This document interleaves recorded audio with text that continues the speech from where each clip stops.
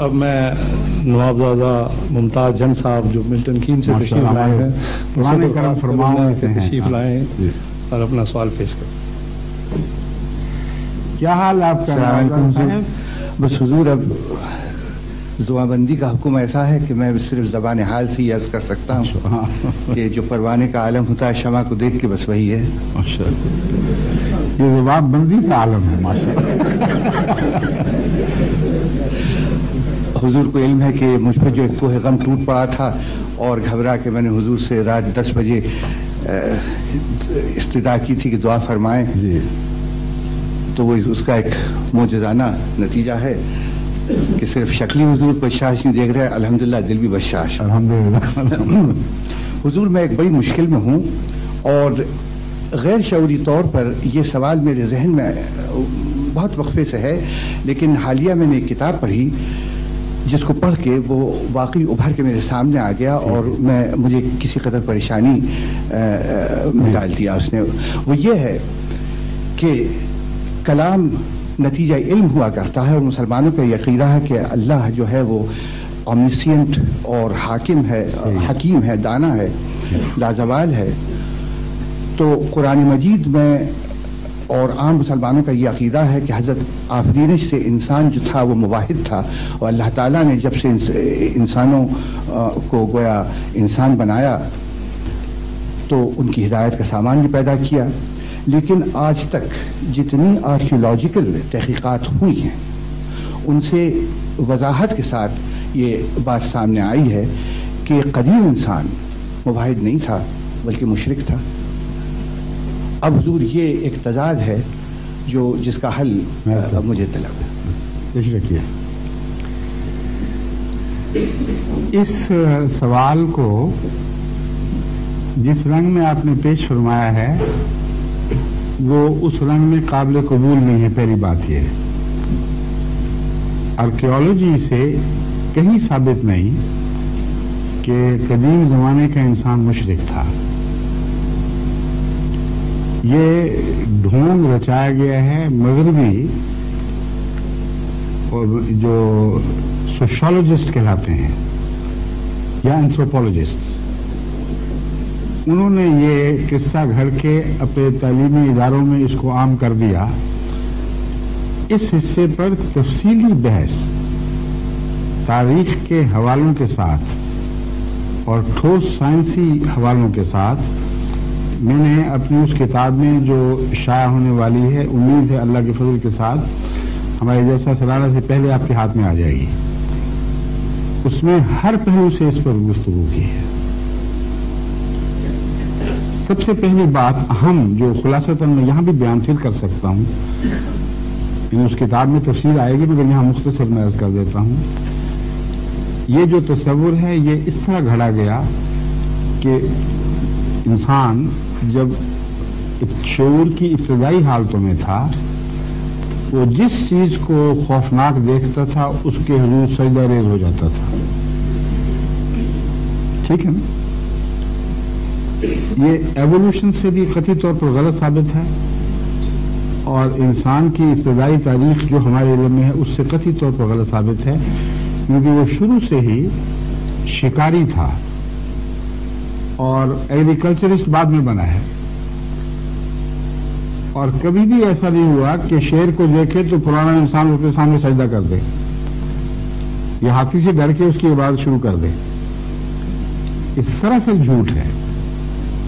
وہ تمام دوسری مخلوقات سے جو زمین پر تھی ان سے بہتر دماغ رکھنے کی وجہ سے, بہتر ہتھیاروں سے ہمیشہ ان سے لڑتا رہا ہے اور خداؤں سے کوئی نہیں لڑا کرتا اس طرح. تو یہ جو تصور پیدا کیا گیا ہے کہ خوف کی وجہ سے بجلی کو دیکھا اس کو سجدہ کر دیا, طوفان آیا اس کو سجدہ کر دیا, شیروں بھوتوں جنوں کا تصور باندھ کے, یہ سب جھوٹ ہے. انہوں نے اس کی بنا رکھی ہے گریک میتھولوجی پر اور لیٹن میتھولوجی پر. حالانکہ اس میتھولوجی کے حوالے سے بھی یہ بات قطعاً غلط ثابت کی جا سکتی ہے. وہاں بھی بہت عظیم انبیاء پیدا ہوئے ہیں اور ان کی تعلیم کے بگاڑ کے بعد شرک آیا ہے اور یہ سلسلہ ازل سے اسی طرح جاری ہے. یہ میں نے وہاں ثابت کیا ہے کہ کبھی ایک بار بھی ایسا نہیں ہوا کہ شرک رفتہ رفتہ ترقی کرتے ہوئے توحید کی طرف روانہ ہوا ہو. ہر دفعہ یہ ہوا ہے کہ توحید بٹ کر اور پھٹ کر بالآخر شرک میں تبدیل ہو گئی. قرآن کریم نے اس کے ایسے ٹھوس دلائل دیے ہیں کہ کوئی دنیا کا سوشالوجسٹ اس کا جواب نہیں دے سکتا. حضرت آدم کے بعد حضرت نوح کے زمانے تک شرک ہو چکا تھا. آدم موحد تھے اور نوح موحد تھے، مگر قوم ساری مشرک ہو گئی تھی. نوح نے توحید کے لیے جہاد کیا اور خدا تعالیٰ نے آپ کی تائید فرمائی. ابراہیم کے آتے آتے پھر شرک پھیل گیا. تو توحید ڈیٹیریوریٹ کیا کرتی ہے اور ڈیٹیریوریشن کا نام شرک ہے. توحید اس ڈیٹیریوریشن کے نتیجے میں کبھی بھی پیدا نہیں ہوئی. یہ بالکل عقل اور تاریخ کے خلاف فیصلہ ہے. حضرت ابراہیم علیہ الصلوۃ والسلام کے بعد سلسلہ نبوت جہاں بھی دیکھیں گے آپ، شرک ان کے بعد انہی کی قوموں میں پیدا ہوا ہے. موسیٰ کی زندگی میں بھی شروع ہو گیا. بس شرک ڈھلوان کا نام ہے اور توحید بلندی کا نام ہے. قومیں طبی طور پر مشکل کاموں سے آسان کی طرف منتقل ہوا کرتی ہیں. بس یہ چیلنج ہے میرا، ایک واقعہ دکھائیں کہ شرک نے رفتہ رفتہ ترقی کر کے توحید پیدا کی. بے شمار مثالیں اس کے برعکس ہیں. اب گرو بابا نانک کی مثال دیکھیں. وہ ہندوؤں سے آئے اور جو شرک کا گڑھ تھا وہاں سے نکلے اور توحید پر قائم ہوئے اور شرک کے خلاف جہاد کیا. بس توحید آسمان سے اترتی ہے، ارتقائی طور پر پیدا نہیں ہوا کرتی. لیکن یہ ایک دلیل ہے مختصر، اس میں نے آسٹریلیا کے کانٹیننٹ کے حوالے سے ان کی تھیوریز کو قطعاً غلط ثابت کر دیا ہے. اور آنے دے کتاب پھر آپ کو پتہ چلے گا کہ کوئی گنجائش ہی نہیں ہے اس بات کے انکار کی کہ ہمیشہ توحید ڈیٹیریوریٹ ہو کر شرک میں بدلا کرتی ہے. اگر کچھ کہیں اور نہیں جانا تاریخ میں تو مسلمانوں کا حال دیکھ لیں. حضرت صلی اللہ علیہ وآلہ وسلم کی توحید کے چشمے سے اسلام پھوٹا ہے. اور آج پاکستان میں کیا ہو رہا ہے؟ مردہ پرستی عام ہو گئی ہے. درختوں سے بچے مانگے جا رہے ہیں. کوئی نظرہ ٹھیک کرنے والی شاخ ہے کسی پیر کی، کوئی گنٹھیا ٹھیک کرنے والی ہے.